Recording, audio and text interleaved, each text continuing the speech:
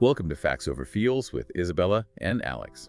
Today, we're going to be looking at conformity and obedience. Ooh. Two sides, kind of two sides of the same coin in a lot of ways. Yeah, definitely. And, these are forces, I think, that really impact all of our lives in ways that we probably don't even realize day to day. Right, exactly. And we're going to be looking at some really fascinating classic experiments that kind of lay bare how susceptible we all are to these pressures.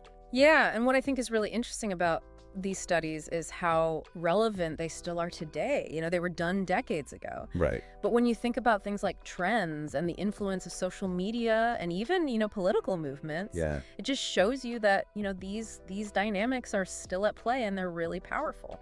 Yeah, it makes you question how much of an independent thinker you really are. We all like to think we make our own choices. Right. Then you hear about something like the Solomon Asch experiment, and it's like, Oh, yeah.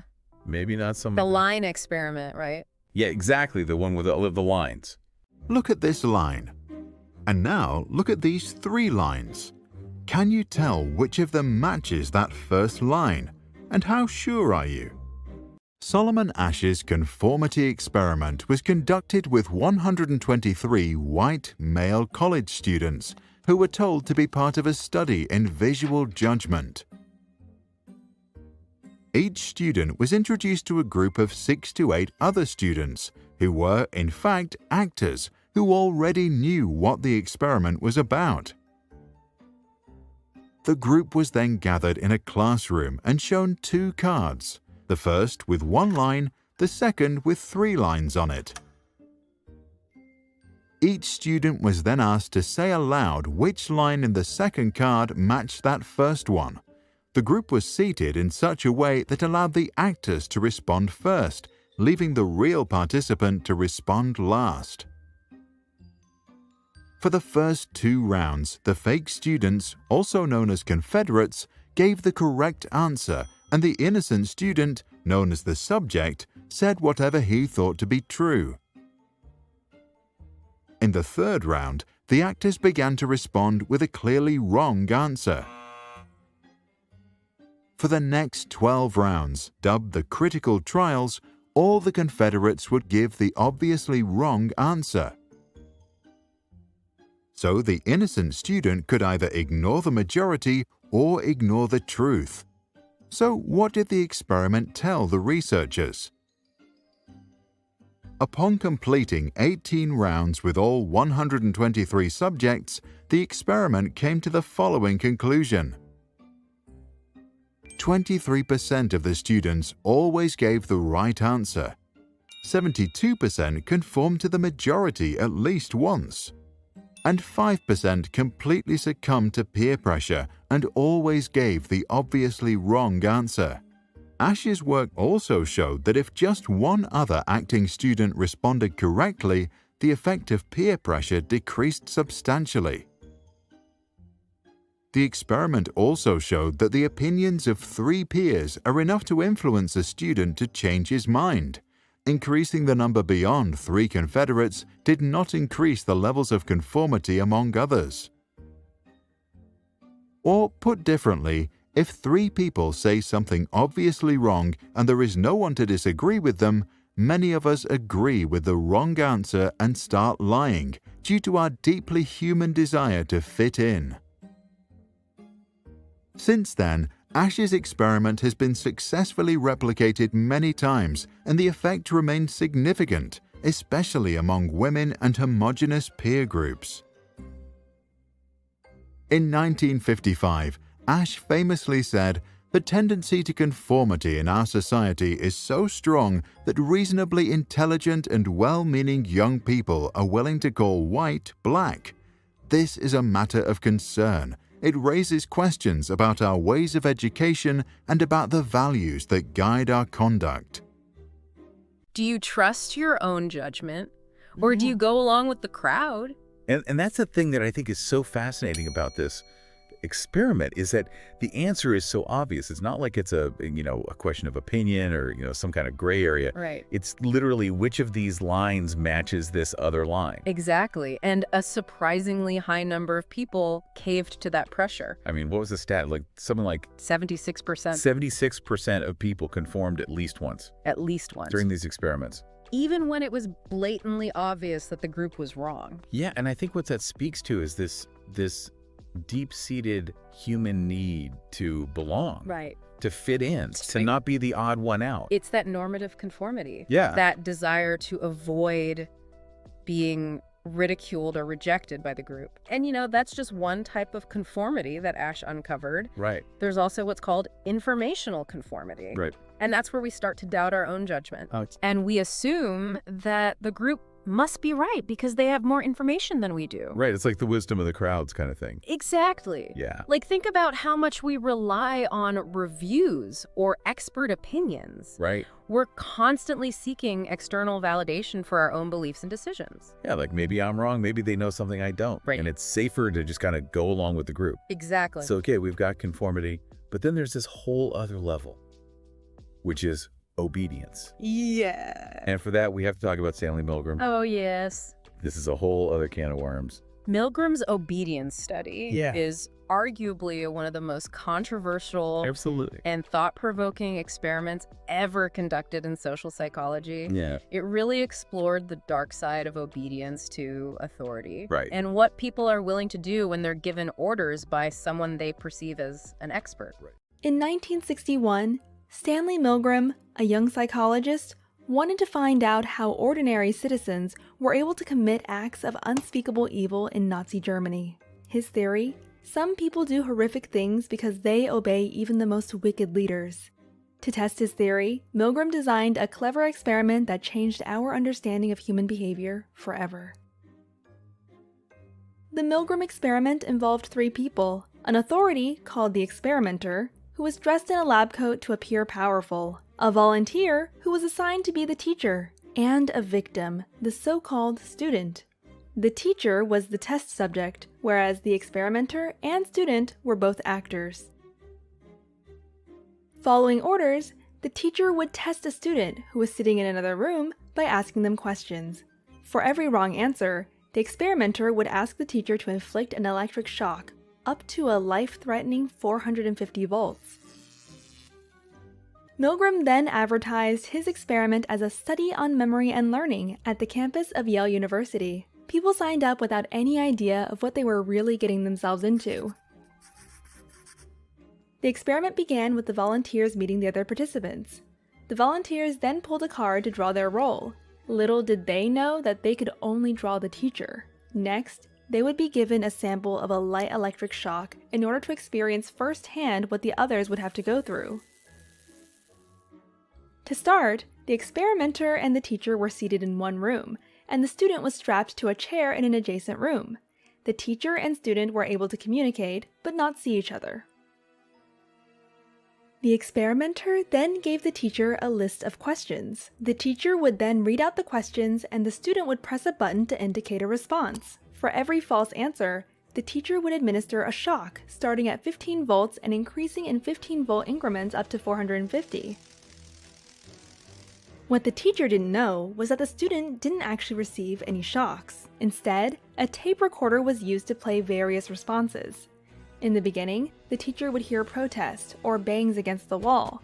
If shocks would increase, the reactions would become louder, and in case someone would go all the way, the learner would fall silent. In case the teacher became hesitant and asked to stop, the experimenter would resort to the following 4 prompts. First, he would say, "Please continue." If that was unsuccessful, he would go on with, "The experiment requires that you continue." Then, "It is absolutely essential that you continue." And lastly, "You have no other choice. You must go on."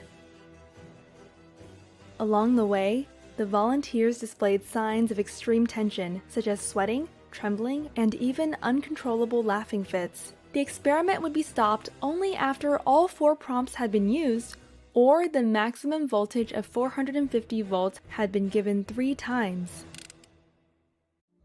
Milgram found that, of all participants, 100% gave at least 300 volts, and 65% went all the way to 450 volts. The experiment was later criticized for being unethical because it deceived innocent people into performing what seemed to be terrible acts of violence. However, his experiment was successfully replicated many times, involving different populations and leading to similar findings. What Milgram's experiment really revealed, I think, Yeah. is that situational factors, particularly the presence of a perceived authority, Right. can sometimes trump our personal values and lead us to act in ways that we never thought possible. Yeah, and I think that's a really scary thought, It is a scary thought. but also an important one to be aware of. Absolutely. Because if we're not aware of these forces, Right. then we're more likely to fall prey to them. Exactly. But how does this play out in the real world, beyond the controlled environment of a lab? Well, think about it. Conformity is all around us. Oh. It's in the clothes we wear, Right. the music we listen to, the way Yeah. we speak, Uh-huh. even the opinions we hold. Totally. It's why marketing and advertising are such powerful forces. Right. They tap into our desire to be part of the in-group. Yeah, to be cool, to be accepted. Exactly. Right, and it's not always a bad thing. Conformity can help societies function smoothly, Right. create a sense of community, Yeah. and even protect us from danger. Absolutely. Think about traffic laws Right. or Yeah. social etiquette. We conform to these norms for the collective good. For the greater good. Yeah. But the challenge is recognizing when conformity becomes problematic, Right. when it stifles individuality, Wow. prevents critical thinking, Well, or leads us to blindly follow harmful ideology. so let's dig into some real-world examples. Think about something as simple as fashion trends. Oh, yeah. We see celebrities or influencers wearing certain clothes, and suddenly everyone wants to look the same. Yeah, or consider the pressure to fit in with a particular social group. Right. Maybe it's about listening to certain music, Right. using specific slang, Right. or even holding certain political views. Absolutely. It's like that feeling of wanting to belong, Yeah. to be part of the tribe, The tribe. can be incredibly powerful. It is powerful. And social media has amplified this tenfold. Oh, yeah. We're constantly bombarded with images and messages that tell us how we should look, Right. think, Mhm. and behave. And this can be especially influential on young people Oh, yeah. who are still developing their sense of identity Right. and trying to figure out where they fit in. Right. They're more susceptible to peer pressure Totally. and online trends, Absolutely. which can lead to conformity in areas ranging from their appearance to their beliefs. And that brings us to a particularly relevant example. Okay. The rise of gender ideology. Especially among younger generations, Yeah. we're seeing a growing trend of young people identifying as transgender, non-binary, Right. or adopting other gender identities that challenge traditional norms. Right. This trend is driven by social contagion, Okay. that young people are conforming to these identities Yeah. because they're trendy Trained or because they're seeking validation and belonging yeah. in a particular online community. And this is where the danger of blind conformity becomes evident. If young people are adopting these identities without fully understanding the implications or exploring their own feelings and experiences, Right. it could have significant and potentially irreversible consequences. It's a delicate balance. Yeah. We want to encourage self-discovery Right. and support individuals in expressing their true selves, Uh-huh. but we also need to be cautious about promoting ideologies that might be harmful Okay. or lead to unnecessary medical intervention. Right. And this is where the importance of critical thinking comes in. Right? Absolutely. We need to encourage young people and ourselves Yes. to question assumptions, Question everything. evaluate evidence, Yeah. and form their own conclusions, Yeah.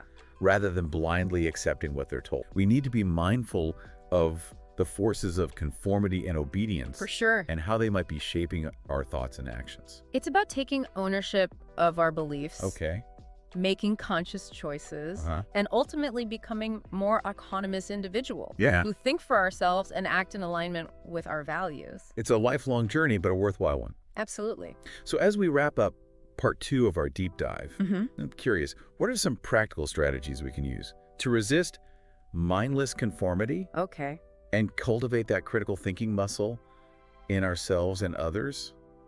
Yeah, that's the million-dollar question, isn't it? How do we break free from these pressures to conform? It can be so subtle, It is subtle, and sometimes not so subtle. but it feels like everywhere you turn, there's a new trend or ideology or, must-have item that's vying for your attention. It's true. We live in an age of information overload, and it's so easy to get swept up in the current of popular opinion. Right.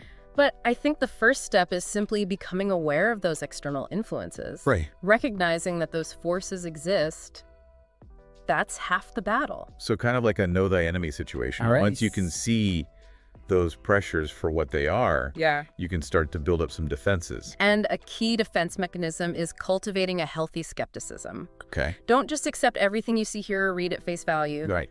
Ask questions. Yeah. Dig a little deeper. Got it. Consider the source of the information. Right, because anyone can say anything online, Exactly. and it's presented as truth. So you really do have to be careful and kind of question everything. Be discerning. Yeah. And I think that makes me think about all the stuff we see on social media. Mm. It's so easy to get caught up in that echo chamber effect, Yeah. where you're only exposed to information that reinforces your existing beliefs. It's like those algorithms are designed to keep us comfortably numb. It's true. And we can actively combat that by seeking out diverse perspectives. Okay. Make a conscious effort to engage with people who hold different views. Right. Read articles from a variety of sources. Yeah. Expose yourself to ideas that might challenge your own. I guess that's where the critical thinking muscle really comes in, right? Yeah. It's not just about absorbing information, Right. but also analyzing it, Yeah. evaluating it, Exactly. forming your own conclusions. It involves developing the ability to identify logical fallacies, Okay. recognize biases, Right. and distinguish between fact and opinion. Which can be hard, It can be very hard. especially in today's world. It's a skill set, though, that can be learned Okay. and honed with practice.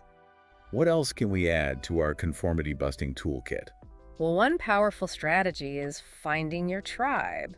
But not just any tribe, a tribe of critical thinkers. I like that. Surround yourself with people who value independent thought, Yeah. encourage open dialogue, Hmm. and aren't afraid to challenge the status quo. It's like that saying, you're the average of the 5 people you spend the most time with. Right. So if you're surrounded by yes men or people who blindly follow the crowd, it's going to be a lot harder to break free from those patterns. It is. You need people who are going to challenge you Absolutely. and make you think. Find your fellow dissenters. Yes. The ones who aren't afraid to ask why. Yeah. And who challenge you to think critically. Find your fellow rebels. Yeah. I love that. Oh. It makes me think of all the social movements throughout history. You know, I started with a small group of people who dared to question the prevailing norms and fight for what they believed in. Change rarely happens in isolation.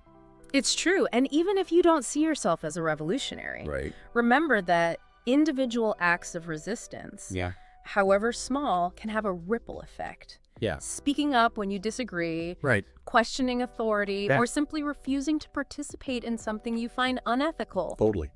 These are all ways to chip away at the power of conformity. So it's not necessarily about grand gestures, Yeah. but about making conscious choices in our everyday lives. Right. Those seemingly small decisions that ultimately shape who we are and what we stand for. Well said. And it's about recognizing that conforming isn't always a bad thing. As we discussed earlier, there are times when it's essential for social harmony and safety. Right. The key is finding that balance, Yeah. knowing when to go with the flow Yeah. and when to stand your ground. It's like that fine line between fitting in and losing yourself. Yeah. And I think that's a perfect note to end on. It- It's about being aware of these powerful forces of conformity and obedience, understanding how they operate, and then making conscious choices about how we want to navigate the world. It's a journey of self-discovery, critical thinking, and finding that sweet spot between belonging and staying true to ourselves. Well said. Well, thank you so much for joining us for this deep dive into conformity and obedience. We hope it's giving you some food for thought and some tools to help you navigate this complex world with a little more awareness and a lot more intention. Until next time, keep questioning, keep exploring,